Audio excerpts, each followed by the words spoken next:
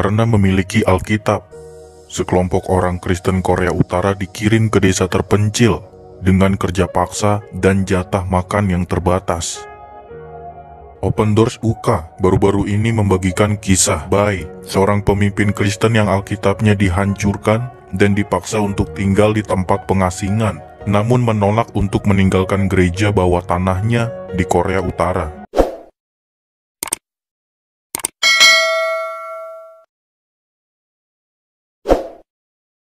Shalom Bapak Ibu Saudara-saudari yang dikasihi Yesus dan yang sekasih, berjumpa kembali dengan saya Pendeta Aris Lubis. Selamat hari Minggu, selamat beribadah, tetap cinta Tuhan, mengasihi Tuhan. Bapak Ibu Saudara-saudari yang dikasihi Tuhan, tadi saya melihat sebuah video, saya terharu, iman saya juga terbangun, roh saya makin menyala, makin menyambar. Walaupun memang berita ini sebenarnya salib, tetapi bagi saya salib karena Kristus itu adalah kebahagiaan. Karena kita dipanggil bukan hanya untuk percaya saja, tapi menderita juga bagi Kristus. Filipi 1:29. Berita ini saudara dari Korea, di mana di YouTube tersebut, di video tersebut yang akurat, ini menceritakan tentang bagaimana orang percaya, orang Kristen di Korea Utara, mereka ini sebagian memang ada yang sampai meninggal, tapi ada gereja yang diasingkan di satu tempat. Tempat tersebut tentu kalau saya katakan hutan tanda kutip. Karena Tuhan memelihara mereka, pastilah mereka hidup dalam damai sejahtera, dalam sukacita, dalam kecukupan ya. Karena Tuhan pasti memberikan apa yang diperlukan, dibutuhkan oleh setiap anak-anaknya. Sehingga anak-anaknya tidak mati kelaparan. Karena anak-anaknya percaya kepada Tuhan yang menggembalakan, memeliharanya. Makanya Yesus Allah itu kita boleh panggil Bapa karena Yesus adalah Bapa kita. Saudara Bapak Ibu sekalian, supaya tidak berlama-lama ya, kita saksikan langsung ini videonya. Karena memiliki Alkitab, sekelompok orang Kristen Korea Utara dikirim ke desa terpencil dengan kerja paksa dan jatah makan yang terbatas. Open Doors UK baru-baru ini membagikan kisah Bai, seorang pemimpin Kristen yang Alkitabnya dihancurkan dan dipaksa untuk tinggal di tempat pengasingan, namun menolak untuk meninggalkan gereja bawah tanahnya di Korea Utara. Bai menghabiskan harinya bekerja di ladang memetik tanaman di desa tempat dia tinggal. Pada malam hari, dia dan teman serumahnya menutupi jendela dengan selimut, menyalakan lilin kecil, dan duduk melingkar sebelum mengeluarkan buku untuk dibaca. Manusia tidak hidup dari roti saja, tetapi dari setiap firman yang keluar dari mulut Allah. Dia membaca. Meskipun Bai ditawari untuk tinggal di Cina, dia menolak tawaran itu dan terus melayani gereja bawah tanahnya. Ini adalah surat terbaru darinya yang diterima oleh staf OD di Cina. Saudaraku terkasih, kami baik-baik saja dan damai melalui kasih karunia Yesus Kristus dan doa-doa Anda. Ketika Alkitab kami ditemukan, itu segera dihancurkan. Dan karena kami orang Kristen, kami diasingkan ke desa terpencil tanpa ada kesempatan untuk pergi. Bekerja di sini sulit, ransum terbatas. Kita selalu lapar atau sakit. Kita perlu mencari makan untuk bertahan hidup. Namun setiap pagi ketika saya membuka mata, saya merasakan kehadiran Tuhan dan bersyukur kepada Tuhan Bapa kita bahwa saya masih cukup kuat untuk digunakan sebagai hamba-Nya. Manusia hidup bukan dari roti saja, tetapi dari setiap firman yang keluar dari mulut Tuhan.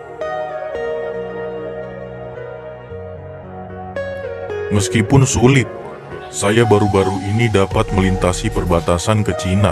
Di sana saya bertemu dengan orang-orang Kristen lainnya. Mereka memberi saya makan. Dan dengan kasih karunia Tuhan, sebuah Alkitab baru. Saya ditawari tempat tinggal di Cina, itu akan berarti kebebasan. Tetapi saya tidak dapat meninggalkan keluarga dan gereja saya betapapun kecilnya itu. Dari sudut pandangmu, saudaraku, penderitaan kami harus tampak seolah-olah kami menjalani kehidupan yang terkutuk. Namun, kami melihatnya sebagai berkah karena merupakan jalan pintas menuju Bapa. Sebagai imbalannya, kami akan tetap sehat dan terus menyebarkan Injil ke seluruh Korea Utara. Saudarimu di dalam Kristus. Tolong terus pertahankan orang-orang Kristen Korea Utara yang pemberani seperti Bae dalam doa-doa Anda, karena mereka tinggal di negara yang dianggap paling memusuhi agama Kristen di dunia. Saudara, Bapak Ibu sekalian, tadi kita sudah sama-sama melihat video dan mendengar kesaksian di dalam video tersebut. Pertama ya, saya apresiasi bisa ada orang yang mempublikasikan ini. Tentu ada wartawan yang tersembunyi, wartawan yang terselubung, ya, karena memang awalnya ini ditulis dalam bahasa Inggris, diterjemahkan ke bahasa Indonesia. Saudara, Bapak Ibu sekalian, inilah orang-orang yang mengikut Tuhan. Tapi kita lihat ya, pemeliharaan Tuhan begitu dahsyat, begitu luar biasa bagi mereka, orang-orang Korea, khususnya yang diasingkan di tempat sepi ini, di tempat tersembunyi ini, di hutan.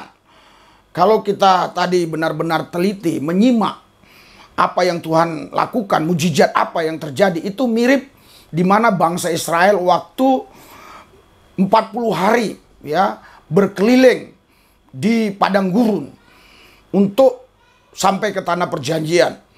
Mereka dipelihara Tuhan dengan Tuhan memberikan mana turun dari sorga untuk makanan mereka setiap hari. Tapi saudara, ini agak sedikit berbeda versinya ya. Karena orang Israel itu, saudara, itu ketegaran hatinya lah, ketidaktaatannya lah. Sehingga mereka 40 tahun berputar-putar untuk menuju tanah perjanjian yang padahal harusnya bisa 2 minggu pada waktu itu ditempuh. Waktu saya ke Israel, naik bis sekarang bisa 9 jam kurang lebih. Inilah saudara, Bapak Ibu sekalian, ketidaktaatan bangsa Israel. Tetapi ini orang yang di Korea Utara ini, di Korut ini tidak demikian. Bukan karena ketidaktaatan mereka, justru karena ketaatan mereka kepada Tuhan. Mereka dibuang oleh pemerintah karena dianggap membahayakan bagi pemerintah. Dianggap ini membahayakan bagi ideologi yang sudah ditanamkan oleh pemerintah Korut yang ideologinya adalah komunis. Sedangkan mereka percaya kepada Yesus Kristus sebagai Tuhan. Sehingga anak-anak Allah ini dianggap, tanda kutip, dianggap ya oleh pemerintah Korea Utara membahayakan mereka. Karena setiap hari bertambah jumlahnya. Orang yang selalu berpikir politik, mereka akan terus mengarahkan segala sesuatu kepada politik. Saya yakin pemerintah Korea Utara berpikir, jikalau anak Tuhan ini, orang Kristen bertambah banyak, mereka bisa menggulingkan pemerintahan. Padahal tidak ada di ajaran kekristenan itu bahwa anak-anak Tuhan yang setia kepada Tuhan Yesus diperintahkan menggulingkan pemerintahan. Yang ada adalah mendoakan pemerintahan. Kita di dalam kekristenan tidak ada ayat-ayat yang mengajarkan kepada kita untuk melawan pemerintah. Justru ada ayat Roma 13, kita harus taat kepada pemerintah. Jadi keimanan kita kepada Yesus itu tidak bisa dijadikan alat politik untuk mengumpulkan jumlah orang yang banyak dan membuat partai dengan tujuan untuk memenangkan pemilu. Sehingga kita bisa menjadi orang-orang yang duduk di pemerintahan. Tentunya memang kita boleh ya berpolitik, boleh. Tetapi maksudnya tidak dalam konteks firman Tuhan, iman, tidak. Itu berbeda lagi ya. Saudara, Bapak Ibu sekalian, kita melihat bagaimana mereka menderitanya, saudaraku yang saya kasih. Ya, Saya tadi melihat dan mendengar kesaksian mereka itu di Korea Utara. Luar biasa sekali saudara. Bahkan mereka dikasih Tuhan makanan setiap hari dengan cara-cara yang ajaib. Dan kalau ketahuan ada Alkitab di tangan mereka dibakar. Tapi mereka selalu saja dapat Alkitab. Bahkan tadi kalau kita benar dengar baik-baik, yang saya ingat adalah ini, saya yakin seorang hamba Tuhan, dia karena katakan dia sempat ke perbatasan China dan sekelompok orang Cina itu menawarkan untuk ini hamba-hamba Tuhan ini meninggalkan Korea Utara supaya bisa hidup lebih sejahtera di Cina. Tapi mereka lebih memilih untuk tetap di Korea karena masih banyak di sana orang-orang yang percaya yang perlu digembalakan. Yang mereka minta hanyalah Alkitab. Karena setiap kali Alkitab ditemukan oleh pemerintah Korea Utara dibakar oleh mereka. Saudara, Bapak Ibu sekalian, bagaimana dengan kita yang ada di Indonesia? Saya yakin kita lebih leluasa untuk memuji menyembah Tuhan. Tapi seringkali kenyamanan ini justru membuat kita suam. Mari kita semangat. Walaupun kita dilindungi oleh konstitusi, dilindungi oleh negara untuk memuji menyembah Tuhan, untuk beragama. Tapi ini tidak membuat kita suam. Justru membuat kita semangat. Kita jadikan peluang ini untuk memberitakan Injil. Karena agama kita, agama Syiar, dibebaskan oleh pemerintah untuk menyiarkan keyakinan kita. Asal kita tidak memaksa dan tidak dengan kekerasan. Seperti yang kami lakukan ini. Lihatlah ini, layanan kami.